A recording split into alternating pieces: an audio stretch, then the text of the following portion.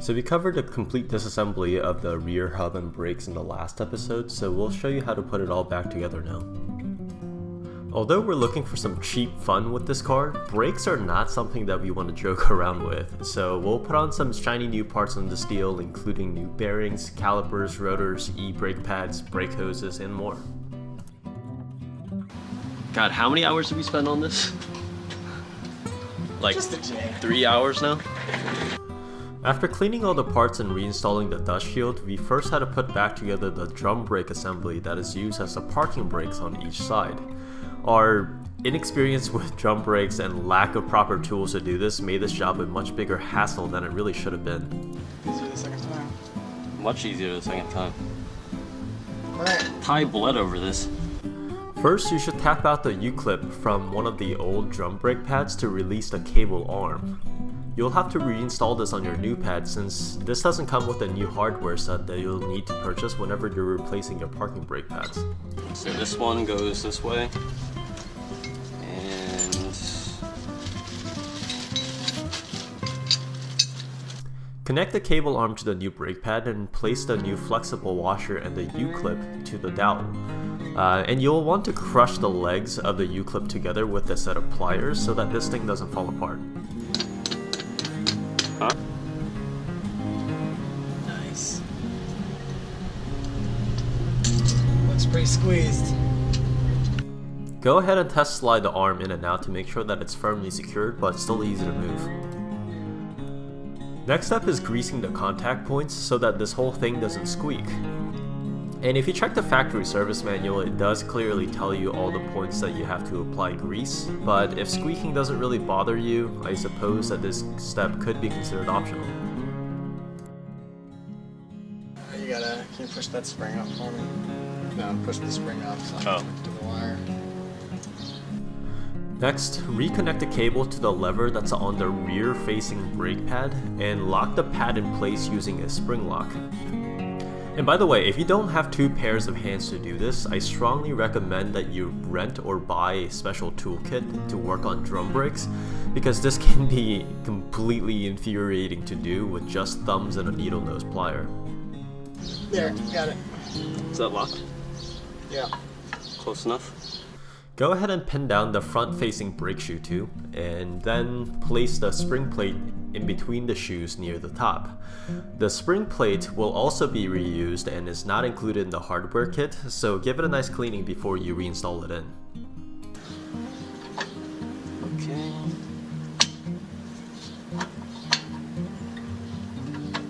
Seems to be working. You might have been wondering why I was making a loop with a string earlier. Like I said, we don't have the specialized tools to easily place the top tension springs back on, so we actually found that the easiest way to do this without that tool is by using a string loop and pushing the spring in when the spring is all stretched out. And I'm actually quite proud of this little bit of home garage MacGyvering because it worked really well. Can you just push it in? Yeah, wait.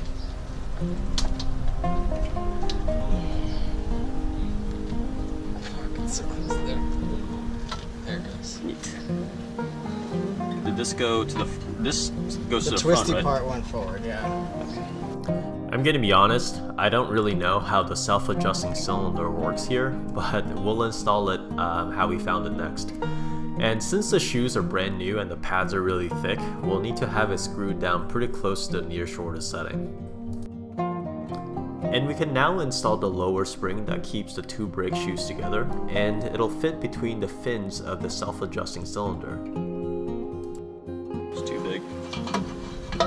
It's too big. Alright, we'll adjust it. If you find that you can't fit the rotor back onto the new pads because the pads are now too thick, you'll have to screw in the self-adjusting cylinder even more to get the shoes to close even further.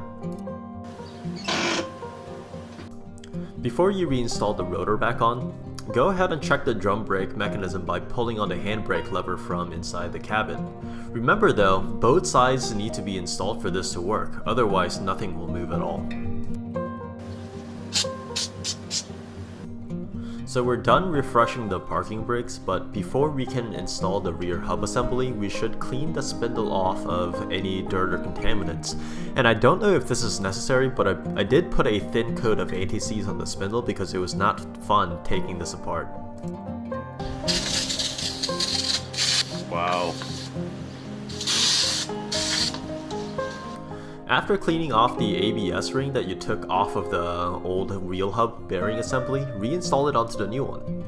It's held up by 2 bolts that need to be torqued down to about 9 foot-pounds, and some blue thread lockers here probably won't hurt. In fact, we try to use the blue thread locker on all the threads back here, since we don't want this falling apart after a day of abuse at the track. The hub assembly should easily slide back on, but some light convincing from a hammer or a mallet should help it seat all the way in. Be careful though, since once this is tapped in, you may not be able to remove this in one piece ever again. Also, don't hit it in too hard. I think that's what's causing the thing to get stuck when we pull it back out. Now place the spindle washer back on and lock down the spindle nut down to 160 foot-pounds. My 1/2-inch torque wrench only goes up to 150 foot-pounds, but I assume that's close enough. And I really wanted to find a new axle nut, but for the life of me I could not find a replacement, so I'm having to just use the old one. The rear axle nut needs to be chiseled down into the groove on the spindle to lock it down. So here's a member of my Lemons team that you guys haven't really met yet. This is Sang, my former roommate. And he's much more interested in motorcycle racing, but he likes cars too. So he's gonna help me finish this off, starting with replacing the old brittle brake hoses on this deal. So we're gonna replace all the brake lines, which is there's one here, inner, and one outer. And I don't think we have to remove this bracket. There's a shim here that I think we should be able to just punch up, and then this thing should just like come loose. I have an awkward angle. I'm just gonna let this hang because all of these are getting replaced anyway. Yep. Yeah, it's moving. Normally you shouldn't let the caliper hang like this since it can damage the rubber hose, but it's all getting replaced anyway. And punching up the shims didn't really work with the awkward angle, but levering it out with a screwdriver worked much better here.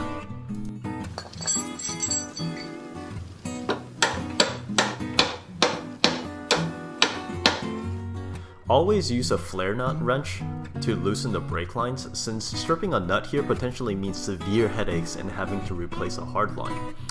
And we use plenty of liquid wrench penetrant and some heat to convince it to come loose. Oh, there we go. It worked. And the brake fluid is already coming out. As long as the brake fluid reservoir is shut, not a ton of brake fluid should come leaking out, but it's best to have a bucket underneath anyway. At this point, use a couple of 17mm wrenches to loosen the 2 joining brake hoses, and it actually might have been better to take out the shims after doing this, since the whole thing wiggled quite a bit. Alright. So I made this mistake last time because they fit on both sides. Okay. But the bleeder valve goes up. Up. Brake pads are stopped there. Yep. We have stop techs for just a street. Yep. And then we're gonna switch them out for EBC yellow stuff. Nice. For the race. Yeah, so the piston is already pressed in, so we should be good. And it comes with shims. I think those are like anti-squeak. Yeah. Should we coat this with like a little bit of anti-seize? Yeah. I hate squeaky brakes. Put a light coating of anti-seize on all contact points of the brake pads to prevent squeaky brakes. I wonder if we're supposed to install the shims with the pads. Yeah. Nope, install the shims first. No, you go in the middle and then push to the side. Push it out. Yeah. Are these identical? Yes. You can also put some fluid like on the mating edges. Yeah. While you're doing this, take care not to get anti-seize, or any foreign substance for that matter, on the pads themselves. Alright, so this goes this way. Drop the pad down the middle of the caliper, then slide it outwards to get it clipped into the shims. We have a remanufactured caliper that came with the pistons already pressed all the way in, but if you're just reinstalling brake pads, you might need to get a caliper piston compressor to get it to seat all the way back in. Oh, nice. I'm pretty sure you don't need to use any kind of thread sealant on the brake lines, but I have something called gasolina that I used on fuel lines on the Datsun, and I'm wondering if I could use it here. It's insoluble in like gasoline, ethanol blended gasoline, oils, kerosene, diesel, fuels, steam, water, and refrigerants, as well as many acids, solvents, gases, chemicals, but not oxygen. Let's just put a dab on there. Can't hurt. It's not gonna make it leak. Again, pretty sure this isn't necessary, but my logic is that it probably won't hurt as long as we make sure that it doesn't get in the lines. You guys still going? No. I think we're right. You just surprised at the volume? Yeah. It's probably good. Yep. We have StopTech rotors, which were pretty reasonably priced and should function well for what we're doing with the car. Make sure you remove all grease and anti-rust coating from the rotor before you reinstall it onto the hub. And also lock the rotor down with some lug nuts so that it sits straight before you reinstall the calipers. Look at us trying to do this right. I'm gonna guess 60. 50 or 60. After cleaning off the threads of your caliper bolts, use some blue thread locker and torque it down to 60 foot-pounds. And this is probably one of the places that you absolutely want to use thread lockers so that you can avoid calipers coming loose while doing whatever dumb stuff you have in mind. Nice.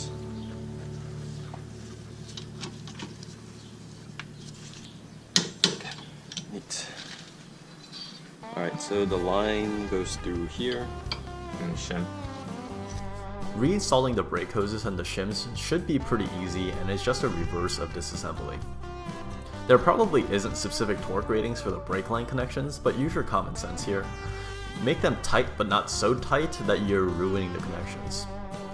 In any case, you should be checking these connections periodically for leaks to make sure that there's no more adjustments that need to be made.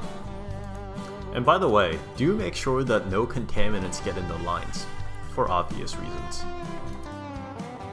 If you loosened any brackets, like the speed sensor bracket, now is the time to reattach everything back. Alright, everything connected. So we chipped off the cap here, but we don't have a replacement one. So I'm just gonna spray this. So we had to chisel out the spindle caps, which destroyed them, but I couldn't find replacement caps in time, so I'm just electing to spray the nut and the exposed spindle with some fluid film, which is a anti-rust coating that should work for at least a little while. It won't keep out the dirt out, obviously, but this should be fine in the short term. We haven't bled the brakes yet, and we won't be able to do that until we finish the front, but we're just reattaching the wheel to make sure that everything is still spinning freely. Yeah, it's very, very, very slight, but I guess not enough to matter. When you replace the brake pads, it's normal to have a little bit of drag, but don't worry, everything will adjust and wear in after some driving. And with that, I'll see you guys next time.